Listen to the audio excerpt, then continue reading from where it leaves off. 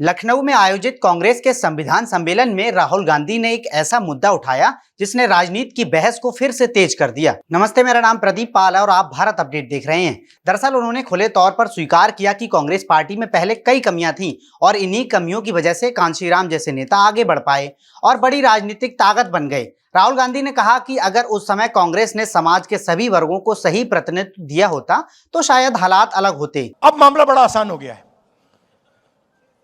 मामला क्यों आसान हुआ? क्योंकि उनका जो आदमी है वो कॉम्प्रोमाइज है, उसको पकड़ लिया हमने। मैं आपको बता रहा हूं, मैं आपको स्टेज से कह रहा हूं, साइकोलॉजिकली नरेंद्र मोदी खत्म है।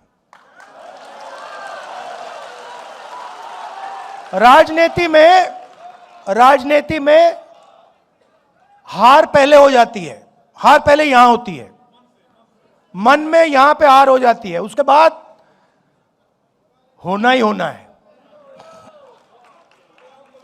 और आप ये सोच समझिए कि कांग्रेस पार्टी के जो कार्यकर्ता हैं और जो हमारे दलित भाई हैं, आदिवासी भाई हैं, पिछड़े वर्ग के भाई हैं। उन्होंने यहां तक कहा कि अगर जवाहरलाल नेहरू आज जिंदा होते तो कांशीराम कांग्रेस के ही मुख्यमंत्री होते। अपने भाषण में राहुल गांधी ने बार बार इस बात पर जोर दिया कि भारत का संविधान बराबरी और भागीदारी की बात करता है, लेकिन आज भी कई महत्वपूर्ण संस्थाओं और पदों पर दलित, पिछड़े और आदिवासी समाज का प्रतिनिधित्व बहुत कम दिखाई देता है। उन्होंने कहा कि देश में जब हम बड़े अस्पतालों की तरफ देखते हैं तो वहां शायद ही कोई दलित, पिछड़ा या आदिवासी डॉक्टर बड़े पदों पर नजर आता है, जबकि संविधान की भावना साफ है कि जितनी आबादी उतनी भागीदारी होनी चाहिए। राहुल गांधी ने मनरेगा का उदाहरण देते हुए कहा कि अगर उसकी सूची देखी जाए तो उसमें करीब 85% लोग पिछड़े, दलित, आदिवासी और अल्पसंख्यक वर्ग से आते हैं, यानी देश की बड़ी आबादी वही है। लेकिन जब सत्ता, संसाधन और फैसले लेने की जगह की बात आती है तो वही लोग पीछे रह जाते हैं। इसी बात को आगे बढ़ाते हुए राहुल गांधी ने राष्ट्रीय स्वयंसेवक संघ यानी आरएसएस पर भी सवाल उठाए। उन्होंने कहा कि अगर आरएसएस के बड़े पदों पर बैठे नेताओं की सूची देखी जाए तो उसमें ओबीसी, दलित और आदिवासी समाज के लोगों की मौजूदगी बहुत कम नजर आती है। राहुल गांधी का कहना था कि देश की करीब 85% आबादी को लगातार यह महसूस कराया जा रहा है कि यह देश उनका नहीं है। राहुल गांधी ने कहा कि यह स्थिति संविधान की मूल भावना के खिलाफ है।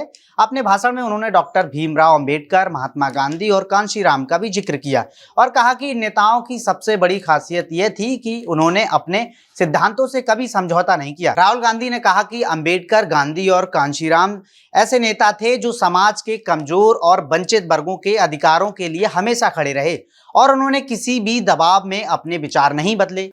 राहुल गांधी ने केंद्र सरकार और प्रधानमंत्री नरेंद्र मोदी की नीतियों पर भी सवाल उठाए। उन्होंने कहा कि देश की ऊर्जा सुरक्षा यानी एनर्जी सिक्योरिटी के मुद्दे पर भी सरकार ने सही तरीके से काम नहीं किया है। राहुल गांधी का आरोप है कि सरकार ने ऐसे फैसले लिए हैं जिनसे भारत की ऊर्जा नीति पर बाहरी प्रभाव बढ़ गया है। उन्होंने कहा है कि अब यह स्थिति बन गई है कि पूरे भारत को तेल कहां से खरीदना है। इसका फैसला भी काफी हद तक अंतर्राष्ट्रीय दबाव और खास तौर पर अमेरिका के प्रभाव से हो रहा है।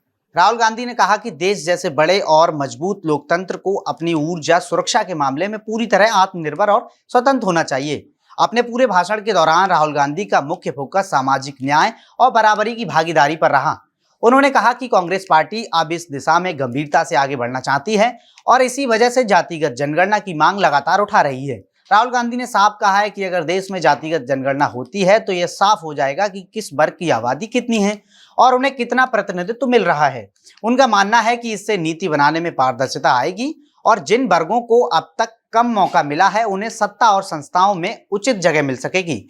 राहुल गांधी ने यह भी कहा कि कांग्रेस पार्टी ने मान लिया है कि आने वाले समय में सामाजिक न्याय और बराबरी के मुद्दे को और मजबूती से उठाया जाएगा ताकि दलित, पिछड़े और आदिवासी समाज को देश के पावर सेंटर यानी फैसले लेने वाली जगहों पर सही जिम्मेदारी मिल सके। अपने संबोधन के अंत में उन्होंने कहा कि भारत का संविधान केवल एक किताब नहीं बल्कि देश को जोड़ने वाली ताकत है और अगर संविधान की भावना को सच में लागू किया जाए देश में किसी भी वर्ग को खुद को कमजोर या अलग महसूस करने की जरूरत नहीं पड़ेगी। राहुल गांधी ने कहा है कि राजनीति का असली मकसद सत्ता पाना नहीं बल्कि समाज के हर व्यक्ति को बराबरी का अधिकार देना होना चाहिए और यही विचार आगे चलकर भारत को और मजबूत लोकतंत्र बना सकता है। पूरी खबर पर आपकी क्या राय है, कमेंट करके जरूर बताएं।